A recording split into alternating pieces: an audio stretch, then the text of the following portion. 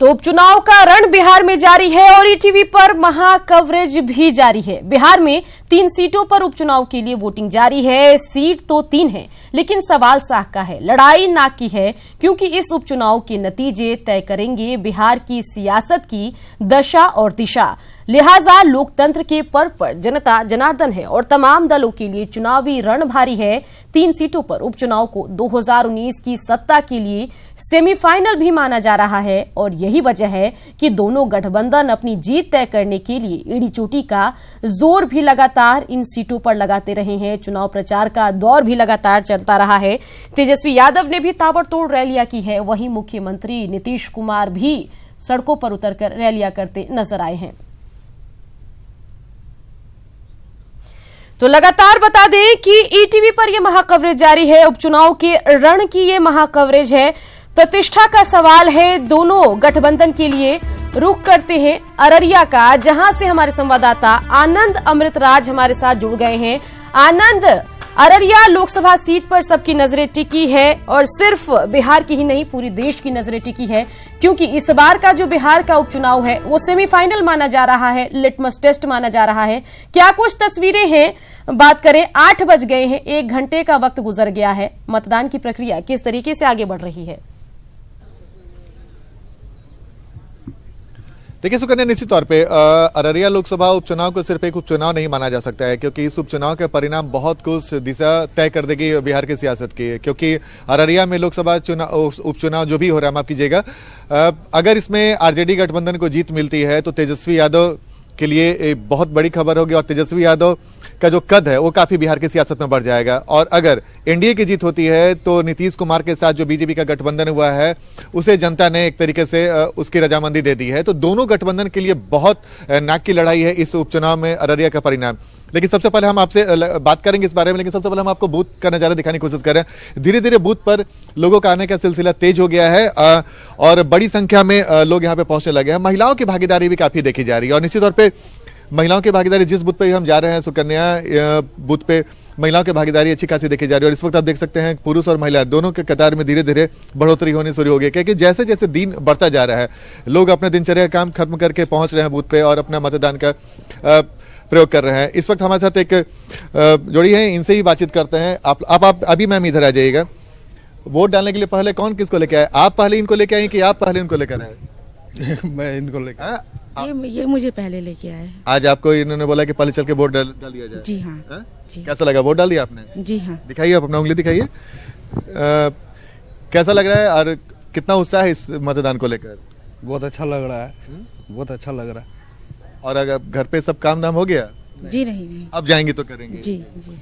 देखिए सुकन्या, हम आपको यही दिखाने की कोशिश कर रहे हैं कि लोग सुबह सुबह में बूथ पे पहुंच रहे हैं और अपने मत का प्रयोग कर रहे हैं। निश्चित तौर पे अररिया लोकसभा उपचुनाव कई मायनों में बेहद खास है। बिल्कुल, अररिया तो कई मायनों में खास है ही। इसके अलावा जहानाबाद की बात करें तो यहाँ भी मुकाबला काफी खास है। और बिहार की राजनीति की बात करें तो बिहार की राजनीति की 2 बड़ी पार्टियां आरजेडी और जेडीयू में यहाँ मुकाबला है। हमारे संवाददाता रुपेश भी लगातार जहानाबाद से हमारे साथ बने हुए हैं। रुपेश, जहानाबाद की अगर हम बात करें, जिस बूथ पर आप खड़े हैं वहां किस तरीके से मतदान आगे बढ़ रहा है और मतदाताओं की संख्या में क्या कुछ इजाफा आप देख रहे हैं? क्योंकि दिन धीरे धीरे चढ़ रहा है और संख्या में भी धीरे धीरे इजाफा का दौर जरूर शुरू हुआ होगा।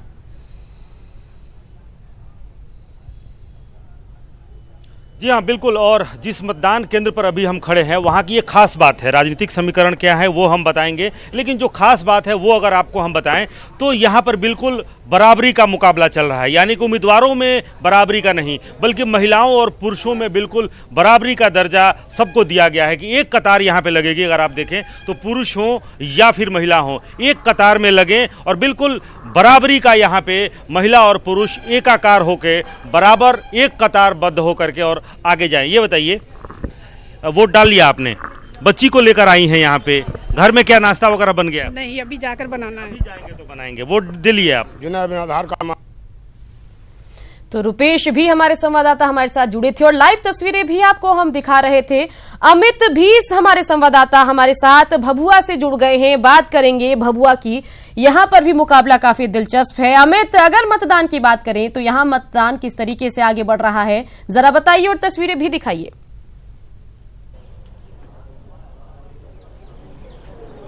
बिल्कुल शुक्रिया। 1 घंटे के बाद मतदान शुरू हुआ यहाँ पे, क्योंकि जो ईवीएम था उसमें कुछ गड़बड़ियाँ थी, लेकिन लगातार हम लोग अपील कर रहे थे, ईटीवी अपील कर रही थी। उसके बाद यहाँ अधिकारी पहुँचे, उन्होंने यहाँ पे जांच किया, उसके बाद से ईवीएम में अब जो है वो काम शुरू हो गया, लोग मतदान कर रहे हैं। आप देखिए तस्वीरों में किस तरीके से लोग जो है कतारबद्ध होकर खड़े हैं और काफ़ी उत्साह है लोगों में।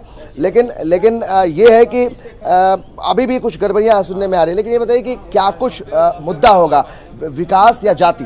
विकास, जरूरी रूप से विकास हमारे लिए बहुत ज़रूरी है, क्योंकि जैसे जैसे विकास होगा वैसे वैसे हमारी जिम्मेदारी बढ़ती जाएगी। आप पहली बार वोट कर रहे हैं? कितना उत्साह मन में, चूंकि आप जब आप मतदान देने के लायक हो जाते हैं उसके बाद एक अंदर से उत्साह होता है कि पहली बार वोट कर रहे हैं। क्या है आप सोचते हैं कि मतलब इस बार जीत किसको जिताना है? ऐसा आदमी को जो कि काम करे, विकास करे? जी, ऐसा आदमी जाना जो कैमूर के प्रति काम करे और निष्ठा भाव रखे कैमूर के प्रति।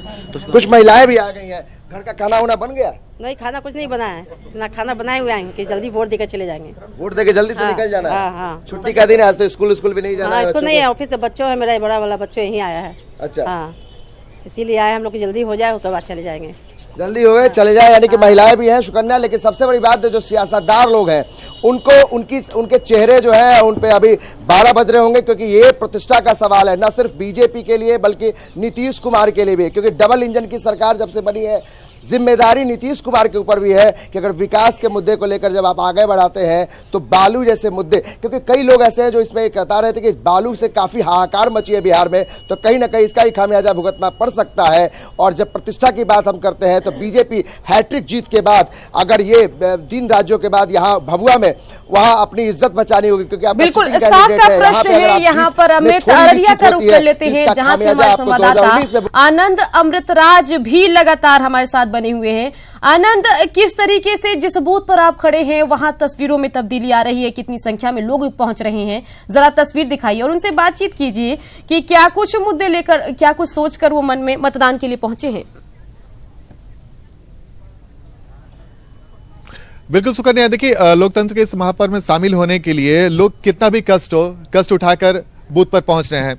इस वक्त हमारे साथ एक बूढ़ी दादी हैं जो चलने में इन्हें काफी दिक्कत आ रही है, लेकिन फिर भी इस महापर्व में शामिल होने के लिए बूथ पे पहुंची है। और जाहिर सी बात है यही उत्साह है उन लोगों के लिए भी एक सबक है जो घर में बैठे रहते हैं और अपना मत का प्रयोग नहीं करते हैं, उनके लिए भी।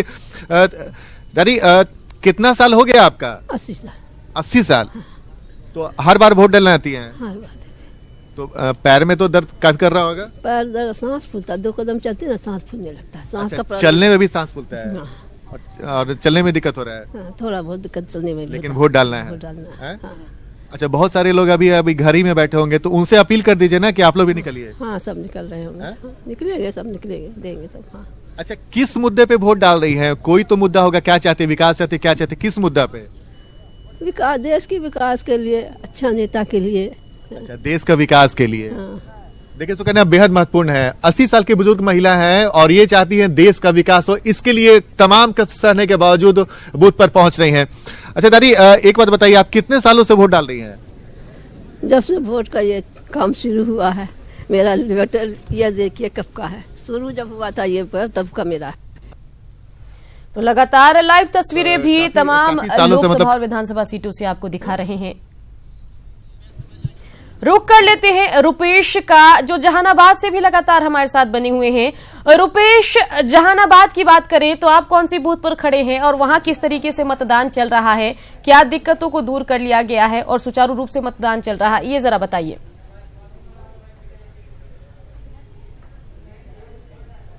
देखिए, तमाम दिक्कतें हैं, लेकिन उन दिक्कतों के पार लोकतंत्र की खूबसूरती है और उस लोकतंत्र के महापर्व में अपनी भागीदारी हर हाल में सुनिश्चित करना है। एक महिला पुरुष जो कि सपत्नीक पहुंचे थे, बूढ़े बाबा, वो कह रहे हैं कि हर साल जब भी यहाँ पर मतदान होते हैं पहला वोट उनका और उनकी पत्नी का ही गिरता है। लेकिन 5 मतदान केंद्रों पर वो घूमे थे, अभी भी उनकी परेशानी दूर नहीं हुई थी। हम एक दूसरे मतदान केंद्र पे हैं, उर्दू उत्क्रमित मध्य विद्यालय है यहाँ, लेकिन यहाँ की जो लंबी लंबी कतारें हैं, अंदर जितनी बड़ी कतार आपको दिख रही होगी, अगर आप यहाँ देखें, ये महिला और पुरुष आप दाहिने जरा दिखाएं, हमारे साथ कैमरामैन हमारे राजेश हैं, कि महिला और पुरुष दोनों एक साथ एक कतार में लगते हैं और यहाँ पर महिलाओं की संख्या ज़्यादा है और कहीं ना कहीं ये जो लंबी कतारें हैं वो ये बता रहे हैं, इस बात की तस्दीक कर रहे हैं कि ये सीट कितना अहम है जेडीयू के लिए, राजद के लिए। ये वो आंकड़ा महत्वपूर्ण नहीं है, जब चुनाव परिणाम आएंगे तो आंकड़ों में जो इजाफा होगा वो आंकड़ा बहुत महत्वपूर्ण नहीं है, बल्कि एक जो संकेत निकलेगा, जो मायने मतलब इस हार और जीत के जो मायने मतलब निकाले जाएंगे वो बेहद महत्वपूर्ण होगा। क्योंकि महागठबंधन टूटने के बाद पहली बार इसी जहानाबाद में जेडीयू और आरजेडी आमने सामने है। क्या जो नया गठबंधन है उसको कितनी स्वीकार्यता मिलती है, कहीं ना कहीं इस बात की समीक्षा इसी सीट से, इस बात के संकेत इसी सीट से निकाले जाएंगे। ये बताइए, जब आप यहाँ पर वोट डालने पहुंचे हैं, जेहन में कुछ तो चल रहा होगा, क्या चल रहा है जेहन में, कैसा हो, क्यों वोट दे रहे हैं, क्या वोट करेंगे? हमारा नाम समझ में आता है। नहीं, हम नाम नहीं पूछेंगे, आप कहाँ वोट देंगी या कहाँ वोट करेंगी, दिमाग में कुछ तो चल रहा होगा। कुछ नहीं चल रहा है, क्या सोचकर वोट देने आई? अच्छा ही होगी। क्या अच्छा होगा? हमारा जो नेता होगा वो अच्छा ही होगा। अच्छे को चुनिए, बहुत अच्छी बात है, जो अच्छा हो, जो आपके लिए अच्छा हो। क्या सोचकर वोट दे रही हैं? अच्छा के लिए अपना दे रहा है आदमी, अच्छा ही से क्या मुद्दा होगा, कुछ परेशानी, किसी चीज, कोई अच्छा चीज हुआ होगा उसके लिए, क्या अच्छा हुआ है या क्या नहीं हुआ है जो आपके दिमाग में चल रहा है? ना हमको कुछ पता है, सब कुछ नहीं बताएंगी। अम्मा, आप कुछ बताएंगी? हम क्या बतावे बाबू, जो दे रहे हैं अच्छे के लिए दे रहे हैं। अच्छे के लिए दे रहे हैं, लेकिन वोट देना है। जी देना है हमको, हम लोग का वोट अच्छा है, हर हाल में वोट देना है। अच्छा, महिलाओं की कतार बहुत लंबी लंबी, खासकर इस बूथ पे महिलाएं एकदम बिल्कुल पुरुषों को पीछे छोड़े हुई हैं। क्या आप पुरुषों को घर की देखभाल करने के लिए या फिर आज नाश्ता बनाने के काम में पुरुषों को लगा दिया है क्या? नाश्ता तो बनिए, वोट देना है हम लोग का, समझे हैं? तो पहले मतदान फिर जलपान। जी ये बताइए, घर में आज नाश्ता कौन बनाएगा? हाँ जी, बच्ची बनाती है। बच्ची बनाती है, जो वोट नहीं करती है, छोटी है। हाँ। और उसकी अम्मा? हाँ, उसकी अम्मा भी बनाती है। उसकी अम्मा वोट देने आई है क्या? नहीं, अभी नहीं आई। अच्छा, ये बताइए आप, क्या दिमाग में चल रहा है, कैसा हो हमारा नेता, कौन से ऐसे मुद्दे हैं? खूब चुनाव प्रचार यहाँ पे हुआ है, तमाम जो पटना के बड़े बड़े जो मंत्री हैं वो यहाँ पे कैंप किए थे, दूसरे पक्ष के भी लोग, तेजस्वी यादव से लेकर के तमाम नेता यहाँ पे पहुँचे थे। आपने क्या मन बनाया, किन मुद्दों को लेकर वोट करना है? आदमी या वोट किसको करना है, पार्टी का नाम मत लीजिएगा।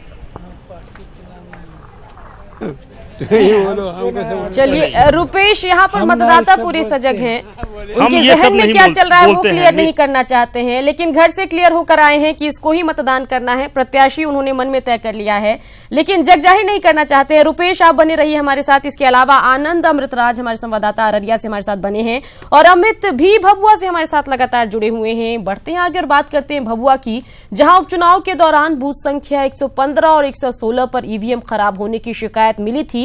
ईटीवी की अपील के बाद स्थानीय प्रशासन ने खराब ईवीएम को ठीक कराया। करीब 45 मिनट बाद दोनों बूथों पर मतदान शुरू हो सका है। तो लगातार अपडेट भी मतदान से जुड़ी हम आपको दे रहे हैं। वोटिंग में कुछ दिक्कतें आ रही हैं क्योंकि ईवीएम में गड़बड़ियां आई हैं। इस वक्त हम बूथ संख्या 116 है भभुआ में, वहां पे हैं और लोग जो है कतारबद्ध होकर वोट डालने आए हैं, क्योंकि उत्साह लोगों में जरूर है कि उनको वोट डालना, एक वोट बहुत महत्वपूर्ण होता है। आप लोगों का? जी sir, Sanjay Kumar Srivastava, ward number 1। हाँ, बूथ संख्या 116 पर 7 बजे से सब लाइन में लगे हुए हैं, जो है कि यहाँ ईवीएम मशीन खराब है।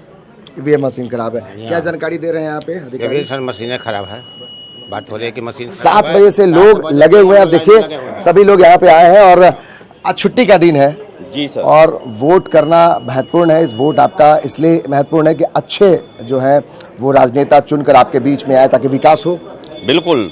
और आज सुबह जो है हम सुबह स्नान कर करके बिना चाय पिए हुए हम आकर के सुबह लाइन में यहाँ पर खड़े हैं, लेकिन यहाँ पर जो है ईवीएम मशीन ख़राब है, जिसके चलते जो है एक लंबी लाइन जो है लगी हुई है और यहाँ पर लोग अभी तक अपना मतदान भी नहीं कर पाए हैं। मतदान अभी नहीं कर पाए हैं, लेकिन ये जरूरी है कि जल्द से जल्द ईवीएम ठीक हो और जो अधिकारी आए हैं उनसे भी हम जानेंगे। ये बताइए कि ईवीएम के अलावा क्या ये चुनाव महत्वपूर्ण है, विकास महत्वपूर्ण है या जाति?